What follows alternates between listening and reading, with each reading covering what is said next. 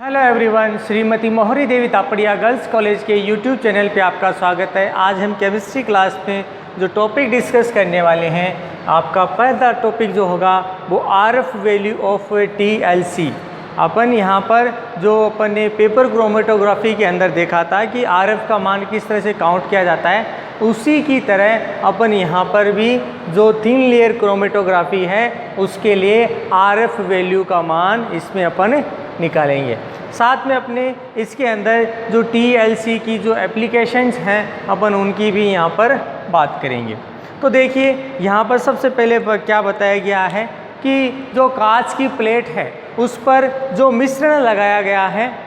जिस बिंदु पर मिश्रण को सेट किया गया है, तो क्या बताया गया है कि जब इसके साथ इसको अभिक्रिया की जाती है तो क्या बताया गया है कि आपके विलायक द्वारा या कहे सॉल्वेंट द्वारा जो तय की गई दूरी है उसके साथ जो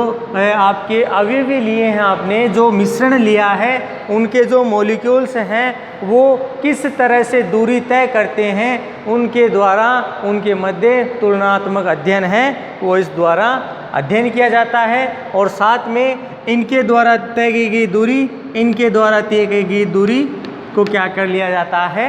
माप लिया जाता है या इनका मेजरमेंट इसके द्वारा कर लिया जाता है। जिसमें क्या बताया गया है कि सामान्यतः जो सॉल्वेंट द्वारा जो डिस्टेंस तय की गई है, जितनी डिस्टेंस तक सॉल्वेंट बढ़ता है उसकी तुलनात्मक रूप से बात करें तो आपके जो अन्य अवयव हैं जैसे ए और बी है तो क्या है, इसकी तुलना में क्या होते हैं, आपके कम मात्रा में उसके बराबर चढ़ पाते हैं। यानी ये जो मंदक बल है वो क्या करता है कि जो विलायक ने जो तय दूरी की है, सॉल्वेंट ने जो दूरी तय की है वो मिश्रण की तय दूरी को कम कर देता है, यानी यहाँ पर मंदक बल है वो प्रभावी हो जाता है। साथ में यहाँ पर बात करें कि जिस सीमा तक ये बढ़ पाता है विलायक या अवयव जहाँ तक पहुँचते हैं उसकी तुलना में जो अवयव हैं एक दूसरे में भी अपनी तय की गई दूरी के लगभग इनमें भी क्या है वो डिफरेंस देखने को मिलता है। मतलब अपने दो तरह के अवयव अपने यहाँ पर काम में ले रहे हैं यदि, तो उनके द्वारा भी क्या होगा, अलग अलग दूरी तय होगी। अर्थात अपन ये कह सकते हैं कि अपने जो आपके क्रोमेटोग्राफी प्लेट के अंदर जो पदार्थ जो लगाया गया है यदि यह अलग अलग प्रकृति का हो तो क्या बताया गया है, इनके मध्य भी जो अधिकतम जो दूरी तय की गई है आपके मिश्रण की या मिक्सचर में जो आपके आरएफ काउंट होगा वो तुलनात्मक रूप से क्या देखने को मिलेगा, आपको कम देखने को मिलेगा। अब यहाँ पर देखिए क्या बताया गया है कि यहाँ पर यदि स्थिर अवस्था हो तो इस अभिक्रिया में मंदक के कारण, आपने पता है कि मंदक अपने पहले पढ़ रखा है कि मंदक क्या कार्य करता है कि इस विचलन को ऊपर बढ़ने से रोकने का काम करता है। तो उसके कारण के अवयव जो अवयव गतिशील अवस्था में है उनकी जो विलयता है वो क्या कर देता है, आपके न्यूनतम कर देता है। क्या बताया गया है कि जो मंदक बल है उसके कारण जो गतिशील प्रावस्था, अब ये गतिशील प्रावस्था है दोनों अवयवों के लिए, तो क्या बताया कि इनकी जो गतिशील प्रावस्था है ये आपके इसकी वजह से मिश्रण में जो अवयवी है वो न्यूनतम विलय जो विलय है वो इसमें हो पाते हैं। साथ में यहाँ पर बात करें कि स्थिर अवस्था में ये क्या होंगे, आपके एक दूसरे से अधिकतम आकर्षित होंगे। मतलब क्या कहें कि यहाँ पर जिसको हमने स्थिर अवस्था में माना, जैसे ये हमारी प्लेट है वो क्या है, स्थिर अवस्था में है, तो इसके द्वारा ये दोनों क्या होंगे, अधिकतम इनके द्वारा आकर्षित हैं वो किए जाएंगे। जिसकी फलस्वरूप जो आपके सॉल्वेंट का जो आपके आरएफ आता है ठीक है, तो वो अवयवों का जो आरएफ आएगा वो हमेशा क्या होगा, आपके एक से कम आता है या एक से कम देखने को मिलता है। अपन यूँ कह सकते हैं कि किसी भी क्रोमेटोग्राफी के अंदर जो RF का मान आएगा वो हमेशा आपके मिश्रण के लिए 1 से कम आता है, जिसका कारण मेन होता है कि जो मंदक बल है वो क्या करता है, विलयन को आगे बढ़ने से जो है आपके विलायक की तुलना में उसे कम कर देता है, उसको रोक देता है। यानी उतनी मात्रा में आपका जो विलय है, आपका जो मिश्रण है, आपका जो सॉल्यूट है, जो वो क्या करता है, उतनी मात्रा में नहीं बढ़ पाता। साथ में क्या बताया गया है कि आपके स्थिर प्रावस्था के अंदर जो पदार्थ आपने काम में लिया है वो क्या करेगा, इन दोनों ही मिश्रण को क्या करेगा, अपनी ओर आकर्षित करेगा, जिससे इनका RF काउंट क्या हो जाता है, कम हो जाता है। अब क्या बताएं कि ये मान जो प्राप्त होते हैं ये क्या हैं, हर यौगिक के लिए या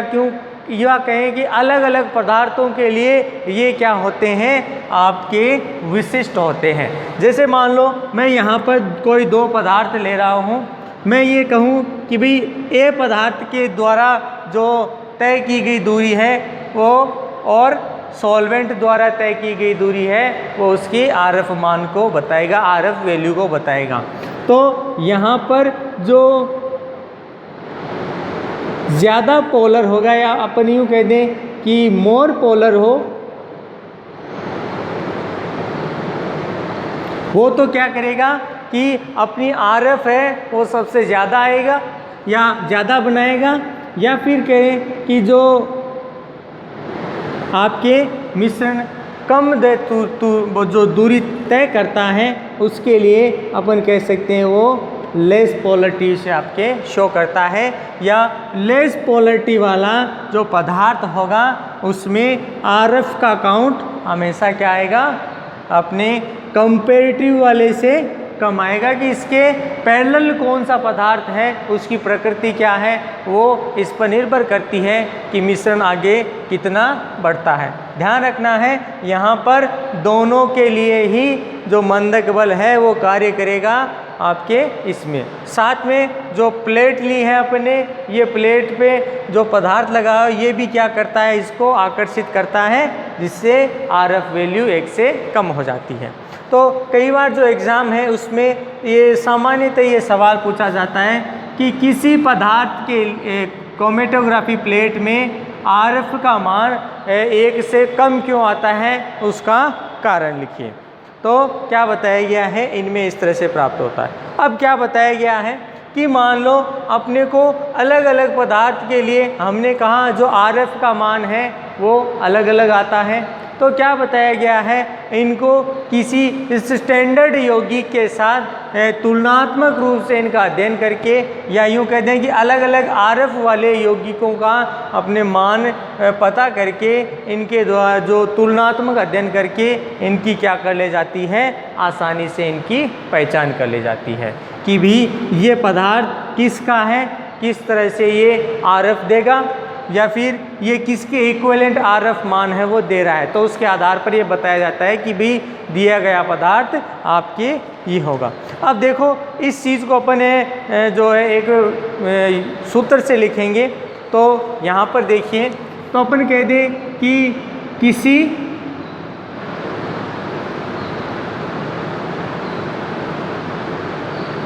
ए कंपाउंड के लिए जो RF वैल्यू है उसको अपन ने काउंट करना है। तो अपने यहाँ पर कहेंगे कि मिक्सचर ए द्वारा तय दूरी या डिस्टेंस। दूसरी चीज़ अपने यहाँ कह सकते हैं कि यहाँ पर आपके विलायक द्वारा कितनी दूरी तय की गई, तो सेकंड बोल सकते हैं डिस्टेंस ऑफ सॉल्वेंट, तो सॉल्वेंट द्वारा तय दूरी। अब यहाँ पर देखिए अपन इसको यहाँ से रिप्रेजेंट कर सकते हैं। तो आपका ए तो ये है, तो अपने कह सकते हैं d3/d1। इसी तरह से अपन जो कंपाउंड बी है उसके लिए RF वैल्यू है वो काउंट करेंगे। तो मिक्सचर बी के लिए या बी द्वारा तय दूरी या आपके डिस्टेंस, ये हो जाएगी। इसके इक्विवेलेंट अपने क्या कर देंगे कि आपका जो सॉल्वेंट है उसके द्वारा तय दूरी या डिस्टेंस। अब यहाँ पर देखें जो बी द्वारा तय की गई है वो आपके D2 है, तो अपने कह देंगे D2 अपॉन D1। D1 आपके लिए आपको पता ही है कि यहाँ पर किसके लिए डिस्टेंस है, सॉल्वेंट की डिस्टेंस है। और यहाँ पर अपने बात करें मिक्सचर A के द्वारा जो तय की गई डिस्टेंस, और यहाँ पर B की डिस्टेंस है वो इस तरह से इसमें प्राप्त होती है। तो इनको इसके द्वारा भी क्या किया जाता है, आपके रिप्रेजेंट इसके द्वारा किया जाता है। अब इसमें जो नेक्स्ट अपने बात करने वाले हैं वो आपके हैं एप्लीकेशन ऑफ TLC। देखिए आपके एप्लीकेशन के अंदर जो बात करें, सेम वही जो कंपैरेटिवली जो बातें कही हैं अपने पेपर क्रोमेटोग्राफी के लिए, वही बातें हैं वो इससे रिलेटेड हैं वो होंगी। और यहाँ पर कुछ चीज़ों का ही डिफरेंस देखने को मिलता है, बाकी सेम वही चीज़ें हैं क्रोमेटोग्राफी के अंदर। तो अब अपने जो पढ़ने वाले हैं सेकंड एप्लीकेशन ऑफ TLC। देखिए इसके द्वारा जो एप्लीकेशन अपन पढ़ रहे हैं, सबसे पहली आपके हैं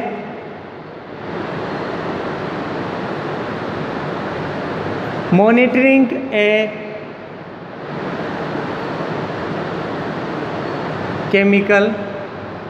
रिएक्शन। जो रासायनिक अभिक्रियाएं हैं उनकी जानकारी के लिए या जानकारी प्राप्त करने में इसका उपयोग किया जाता है। तो देखिए यहाँ पर क्या बताया गया है कि अपने को पता है कि कोई भी अभिक्रिया है वो अपने आप में एक विशिष्टता रखते हुए अभिक्रिया संपन्न होती हैं। तो यहाँ पर देखिए क्या बताया गया है कि मान लो अपन ने कहा था कि TLC के अंदर आपकी जो रिएक्शन होगी वो क्या है, आपके कम समय में, या अपन यह कह दे कि लेस टाइम में ये क्या हो जाती है, आपके कंप्लीट हो जाती हैं, लेस टाइम में कंप्लीट होते हैं। लेकिन कोई ऐसी अभिक्रिया भी है जिसके अंदर जो टाइम पीरियड होता है वो क्या होता है, आपके ज़्यादा देखने को मिलता है। साथ में वो अभिक्रिया आपके क्या हैं, स्लो है। तो क्या बताया गया है, इनमें उनके जो मिश्रण है उनके मध्य क्या देखी जाती है, अभिक्रिया देखी जाती है कि किस तरह से उनमें अभिक्रिया संपन्न हो रही है। तो सामान्यतः क्या बताया गया है कि जो कम टाइम वाली जो अभिक्रियाएं हैं उनको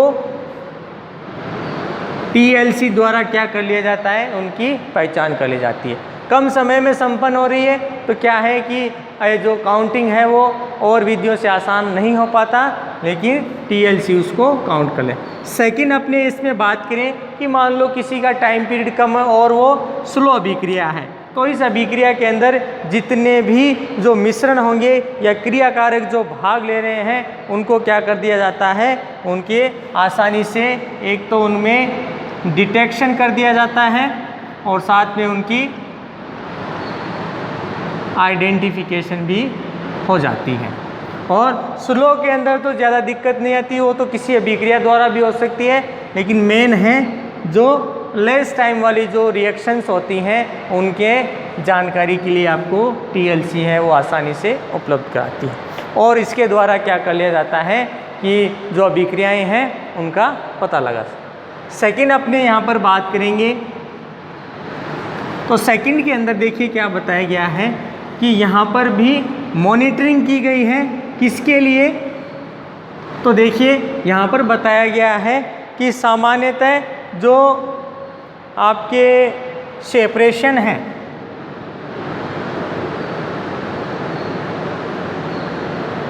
कि यहाँ पर अपन किसी का पृथक्करण कर रहे हैं और वो भी किससे, कॉलम क्रोमेटोग्राफी द्वारा। तो देखिए यहाँ पर क्या बताया गया है, तो यहाँ पर जो कॉलम क्रोमेटोग्राफी द्वारा आपके किसी पदार्थ के अंदर सेपरेशन किया जाएगा तो उसकी मॉनिटरिंग के लिए भी इसका उपयोग किया जाता है। जनरली यहाँ पर क्या किया जाता है कि जो क्रिया कारक है वो अभिकारक की तुलना में आपके क्या होता है, ज़्यादा लिया जाता है कि अपने जो रिएजेंट ले रहे हैं वो क्या है, लेस है, और जो आपके अभिकारक क्रिया कारक ले रहे हैं वो ज़्यादा मात्रा के अंदर ले, जिसकी वजह से क्या है कि आपके जो निच्छालक होगा या यूँ कह दें कि जो पदार्थ को छानने का काम करता है, तो क्या बताया गया है यहाँ पर कि अवयव में जो उपस्थित पदार्थ हैं उसकी सामान्यतः उपस्थिति एवं अनुपस्थिति का क्या किया है कि यहाँ पर पता नहीं लगाया जा सकता कि अपन ने यहाँ पर एक तो अभिकारक कम लिया है, दूसरा यहाँ पर क्रियाकारक की मात्रा अपन ने बढ़ा दी है। तो क्या बताया गया है, यहाँ पर जो अभिक्रिया संपन्न होगी उस अभिक्रिया के अंदर जो पदार्थों का सेपरेशन होगा उसका है पता नहीं लगाया जा सकता, लेकिन जो अपने TLC मेथड है या TLC क्रोमेटोग्राफी है, इसके द्वारा क्या कर लिया जाता है कि इसमें आपके जो रिएजेंट होगा और आपका इसमें प्रोडक्ट होगा, और साथ में अपने बात करें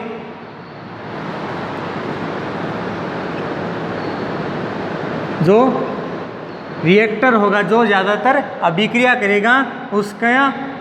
डिटेक्शन कह दें, उसकी पहचान कर दें। इस विधि द्वारा आसानी से कर लिया जाता है कि इसमें कितनी मात्रा के अंदर जो आपके अवयवी कण हैं